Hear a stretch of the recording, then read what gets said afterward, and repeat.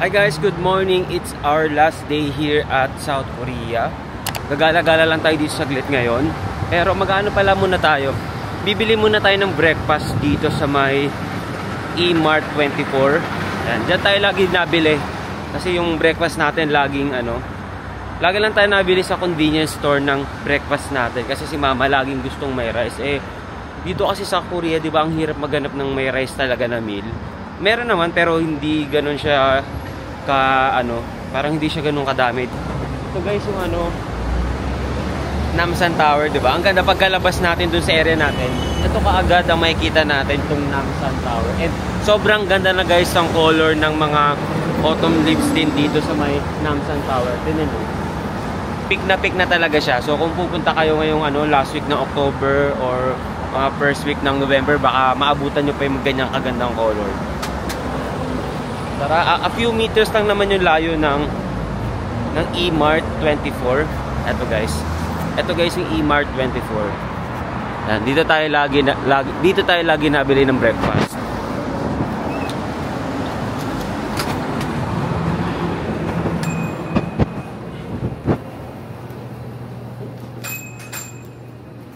Morning. Oh, ito guys yung mga food dito. Usually nabili lang kami ng ganito. Ito kasi yung with rice para kay mama. Maghanap pa tayo. Yan, marami dito iba-iba. Mga fruits, may banana milk.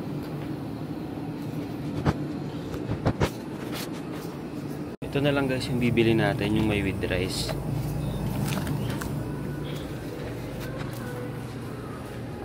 This one.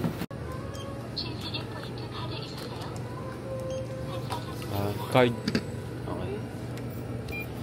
And guys, magbabayad tayo using GCash.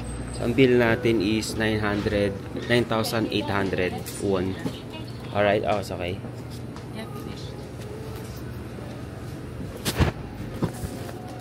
Alright, okay. And then, init muna natin dito sa may microwave.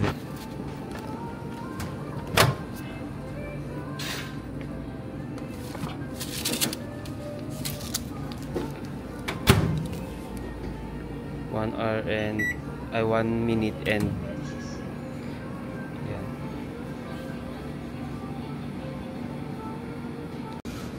Ito guys, nag-reflect na kaagad yung binayad natin dito sa E-Mart 24, and yung 9,800 won na binayaran natin is equivalent sa, ang total dito na nabawas is 413 pesos and 20 centavos. Pwede nyo rin gamitin talaga yung GCash dito sa Korea. Yung mga 7-Eleven naman nila dito, yung mga store, and minsan yung mga sa street food, minsan parang nag-a-accept pa sila talaga ng card, diba? Kaya mas convenient din kung kulang na yung cash nyo. Kasi ngayon kulang na yung cash namin, and then yung cash na lang namin is pambayad mamaya sa airport limousine pabalik sa Incheon International Airport.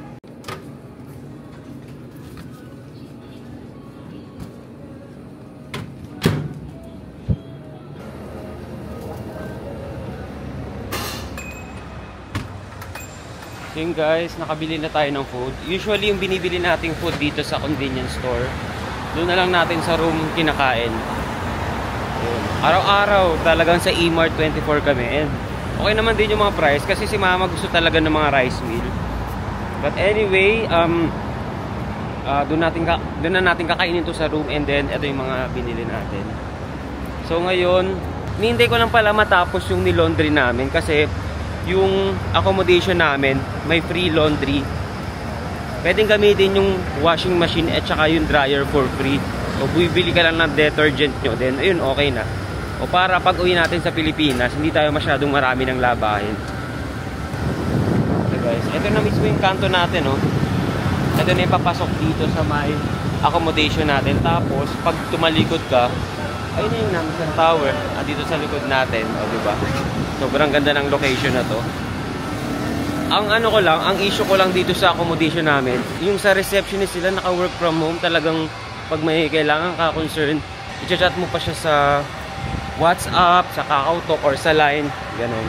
So kung pupunta kayo guys dito, mas okay na sa mas okay na meron kayong WhatsApp kasi usually pag nag-book din kayo ng tour, doon din kino-contact kasi yung Line at saka KakaoTalk kasi ayun yung pinaka ano nila, ayun yung pinaka parang messenger nila dito sa Korea. Meron din pala ditong water dispenser ito sa likod natin tsaka mini ref. O hindi na tayo nabili ng bottled water kasi nire-refill na lang natin yung lalagyan natin.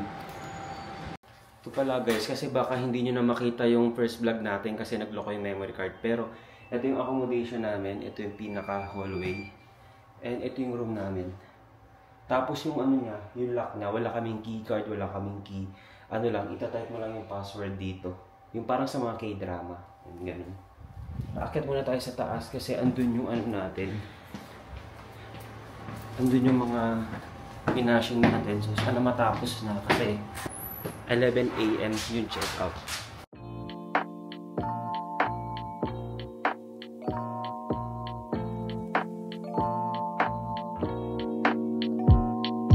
Feel like falling deeper.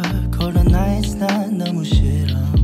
기다리기에는 너무 길어. 줬던 내 사랑이 식어. 기대만 하는 것도 난 힘들어. No, I can't, just can't. 가져 내 맘을, 놔줘 내 가슴을. Yung guys, kakalabas lang natin sa accommodation natin and nakapag-check out na tayo. 11 AM na ngayon dito sa may Korea. So, lakad-lakad lang tayo dito saglit sa Myeongdong and then punta na tayo sa airport. Nandito tayo along Myeongdong Street and punta muna tayo sa may Myeongdong Cathedral. So, ganito pala yung itsura ng Myeongdong pag umaga. Walang mga ano dito, walang mga street food, wala yung mga stall na mga food. Kasi mga hapon or gabi sila dito talaga usually. So tuwing gabi punong-puno rin to ng mga tao, mga iba't ibang tourist. Sobrang dami. And mostly ng mga tao dito sa Myeongdong, mga tourist talaga. Kasi ano to, touristy area kaya parang medyo pricey ng konti. Medyo mahal yung mga street food. But okay, at try ko ilang beses din ako nag-food trip dito and okay din naman. Maraming choices, ikaw yung mapapagod kasi isang buong street siya, tapos minsan sa kabilang street meron din. O talagang ikaw na lang mamimili, ang daming tao. Ngayon lang pala ulit kami nakalabas kasi nung kanina tinapos namin yung mga labahan kasi may washing tsaka dryer. And dahil nga may mga jacket na makakapal, hindi agad natuyo kaya nagulit-ulit kami hanggang sa hindi na talaga natuyo yung iba, kaya ang ginawa namin yung hair blower ay yung pinampatuyo namin dun sa mga ibang mga damit na hindi natuyo. Anyway, okay naman na. Naka-check out na tayo and nakalagay yung mga gamit natin dun sa may lobby area. 11:45 PM na ngayon and medyo dumadami na ulit yung tao dito sa Myeongdong.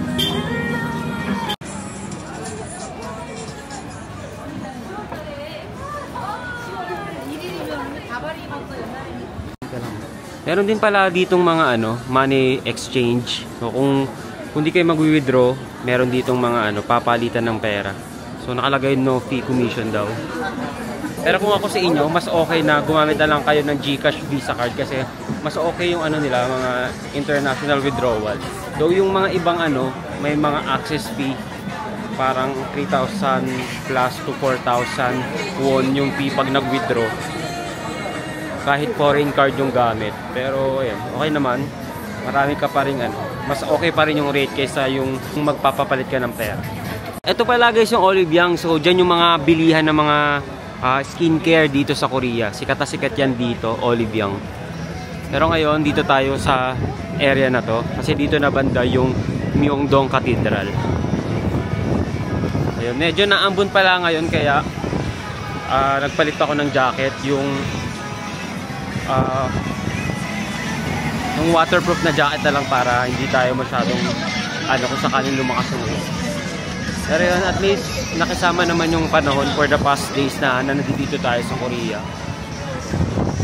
Kasi nung bago pumunta dito, parang the day before, parang inuulan siya based dun sa may weather app.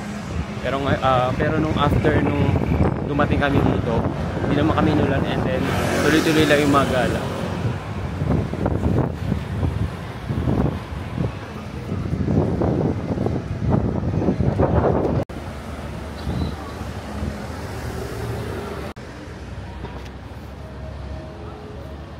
guys, andito na tayo banda sa may Myeongdong Cathedral. Ito guys, pakita ko sa inyo. Ito na siya guys, yung Myeongdong Cathedral. Sobrang ganda niya guys.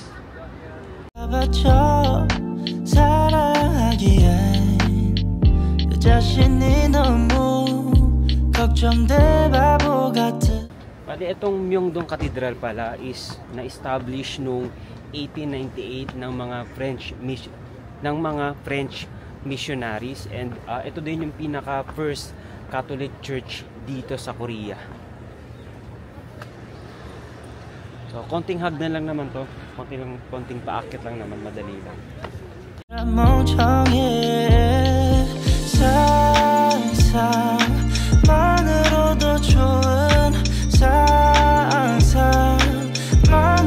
Close lang siya ngayon kasi Tuesday ngayon. Hindi kasi tayo nakadaan nung Sunday dahil nga parang may tour din ata tayo nun. Pero ito siya guys.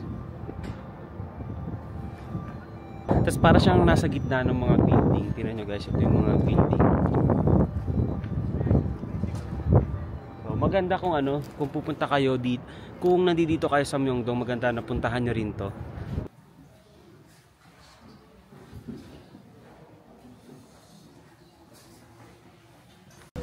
Guys, pwede pala pumasok sa loob.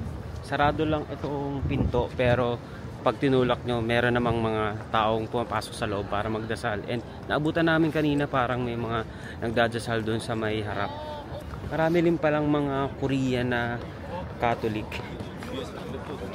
Ang daming pumunta dito eh. Tapos parang tingin ko parang around na sa business area lang din to. Kasi may mga nagtatrabaho, may mga naka-ID, ganyan. Pala guys, meron ditong parang meron ditong details about dito sa Myeongdong Cathedral. Hindi ko alam kung kita nyo ba, pero ito siya. So kung magpipicture pala kayo dito sa Myeongdong Cathedral, pag dadunong kasi kayo sa pinakatapat mismo ng simbahan sa may labas nun, siya, maraming dumadaan tsaka maraming mga tao. So ito yung pinaka best spot na mag-take ng picture dito sa Myeongdong Cathedral. So baba lang kayo ng a few step, and then nakikita nyo tong hagdan na to. Tapos dito kayo magpipicture, tapos ito na yung view nyo.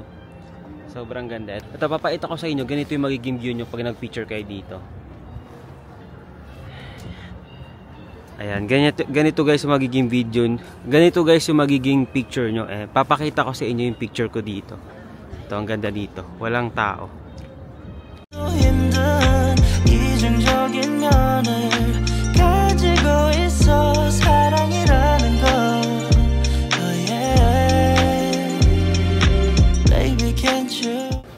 So ngayon guys, hanap tayo ng mga kainan around dito sa Myeongdong bago natin kunin yung baggage natin, and bago tayo pumunta sa may airport.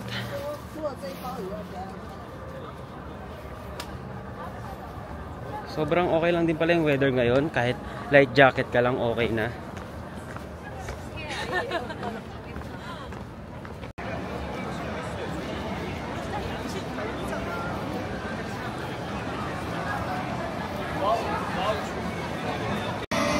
Guys, meron pala dito sa Myeongdong na daanan namin.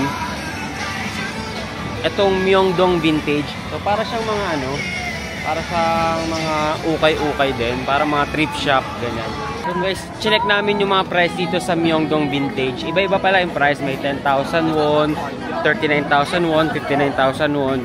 Depende sa kung anong klaseng damit or jacket, kasi branded din siya based sa nakalagay doon. Ito pala guys sa Myeongdong, kitang-kita rin pala dito yung Namsan Tower. Ito, habang naglalakad tayo sa street, ito nakita ko. Zoom in natin ng konti. Yun.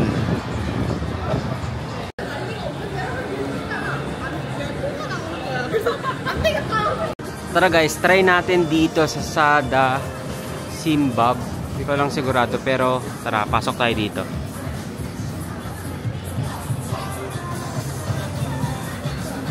Dito tayo kain ng rice.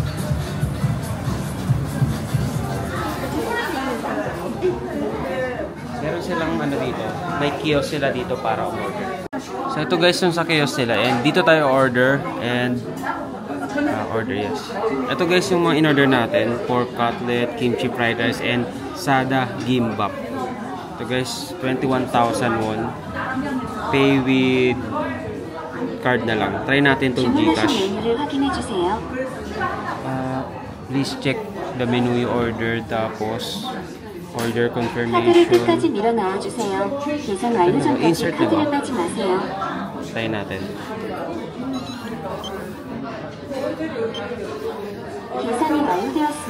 Ito guys, naka-order tayo gamit yung Gcash Visa card. Ito na yung receipt. So, ito guys yung nabawas sa atin.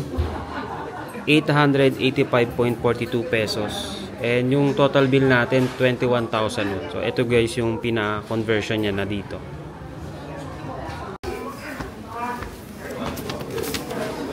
$172. This one? Alright. Ito na guys yung in-order natin. Ito yung fried rice with egg. Tapos ito parang sauce niya. Tapos ito yung gimbap. Tapos ito yung kay mama, yung pork.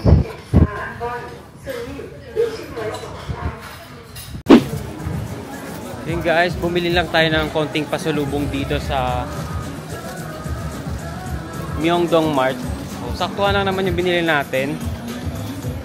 Para lang sa bahay, pati sa mga ka-office mate natin. Mga ilan lang naman yung binili natin. Hindi tayo ma-shopping naman masyado. So ngayon, pabalik na tayo sa accommodation natin. And yun, walking distance lang yan dito sa may Myeongdong Market. Itong street na to. Tara. Habulin natin yung 2 PM na trip.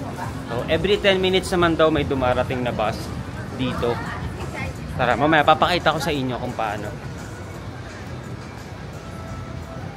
Last view ng Namsan Tower. Sobrang ganda na ngayon ng color guys sa paligid ng Namsan Tower. Ayun o. Sobrang makulay na siya. So guys, nandito na tayo sa bus stop ng airport. Ito nakalagay dito. Sa Myeongdong area lang din to. So kung dito kayo nag-i-stay around sa Myeongdong, sa mga hotel dito sa Myeongdong, ito yung isa sa best way para makapunta sa airport. Kasi nung papunta kami dito sa Myeongdong galing sa airport, or yung Airport Express Railroad, kaso sobrang hassle kasi pa-transfer kami and may mga dala kaming luggage. So hindi siya parang hindi na namin siya tinry ngayon pa uwi. So magbabasa lang kami para diretso airport na. So lang to, located lang to sa may tapat ng Hotel Prince dito sa Myeongdong. Tapos ano pa bang malapit siya sa Myeongdong exit 8. Oh, yun. Sobrang lapit lang, walking distance na lang. And may kita nyo yung ganitong signage. Ito, may kita nyo yung ganitong signage, airport bus. Tapos ito yung mga departure time. So sabi, every 10 to 15 minutes daw dumarating daw yung mga bus. And 17,000 won sa adult and then 12,000 won sa child. So ito na yung mga niya, dadaanan. Ito na guys yung airport limousine. Teka lang, hintayin lang natin. Yung mga luggage natin nilagay na dito. 60-15 pala yung bus natin. Tara guys. Ito guys yung bayad, 17,000 won. Nandito na tayo sa may airport limousine bus. 6005 yung number ng bus na to. And ito guys, on the way na tayo. Maganda rin pala mag-airport limousine bus kasi sobrang lambot ng upuan. Tas parang VIP, malawak yung legroom. Malawak yung legroom, tapos maganda yung upuan, malaki. Ito guys. Come with me, get your mind handling. 근데 있잖아, 너라면 다를까 생각이 들어. 해볼까 말까 내 다리가 걸어가는 방향이 어딘지 서로 궁금해져 버려. 애써 맘 졸여 하늘만 보면서 언제쯤 알게 될까. 너도 나와 Tatapos lang natin mag-check-in dito sa may Jeju Air. So, almost 1 hour din pala yung biyahe from Seoul to dito sa Incheon International Airport Terminal 1. Punta na tayo sa immigration and then punta tayo sa boarding area natin. Bali, ang flight pala natin is 6 PM pa. So, ano pala ngayon? 3:39 PM. So, may time pa tayo.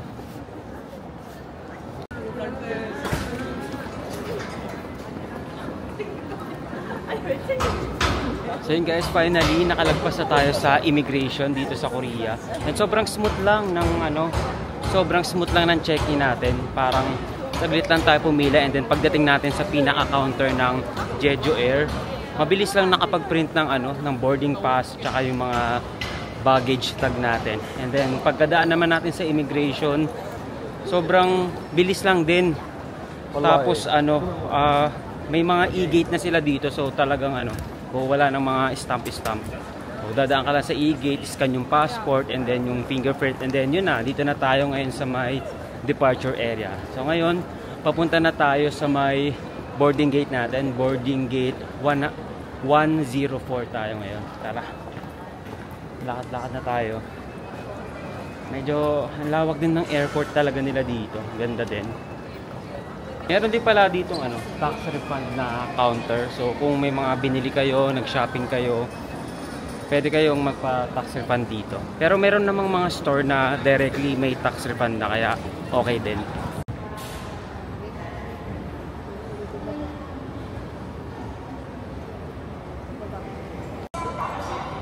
So yun guys, kung nag-train tayo nung pagdating natin dito papunta sa immigration, ganun din ngayon pa-departure, mag-train tayo bago pumunta dun sa may boarding area natin or sa boarding gate. Tara.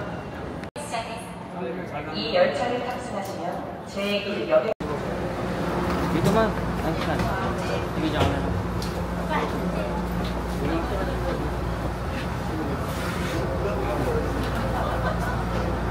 So guys, week lang na train to papunta sa boarding gate natin.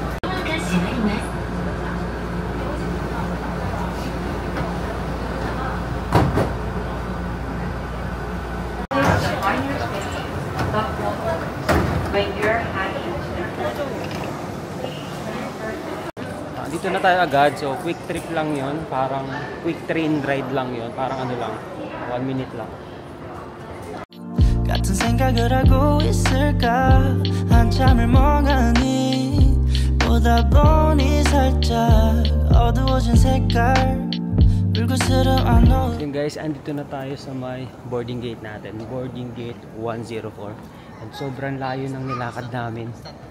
Pero eto na siya guys, boarding gate 104.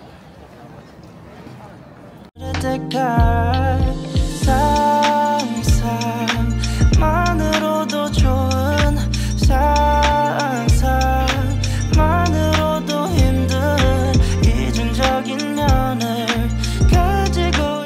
So yun guys, while waiting sa flight natin, nag-vlog pala ako dito ng Korean visa application experience natin. So panoorin nyo lang sa Korea Travel Vlog series natin yung Korean visa application natin and kung ano yung mga pinasa kong requirements. So nilagay ko lahat doon ng mga details.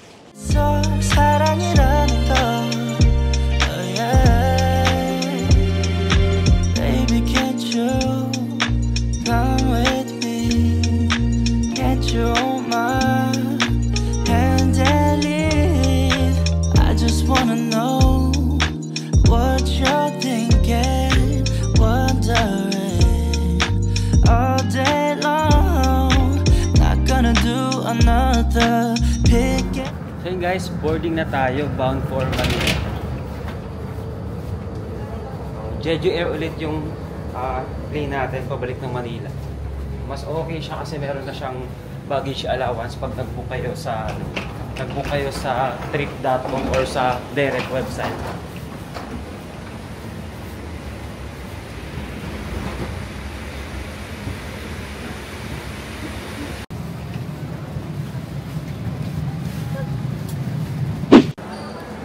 So ayun guys, we're back in Manila and Dito guys, nagtatapos yung Korea travel series natin. So kung may question kayo about this trip, just comment down below or pwede nyo rin ako i-PM sa Instagram ko at StevenTravelsPH. And kung magbubook pala kayo ng mga hotel and mga activities, pwede nyo gamitin yung Klook code ko, StevenTravelsPH Klook, to get additional discount sa mga Klook bookings nyo.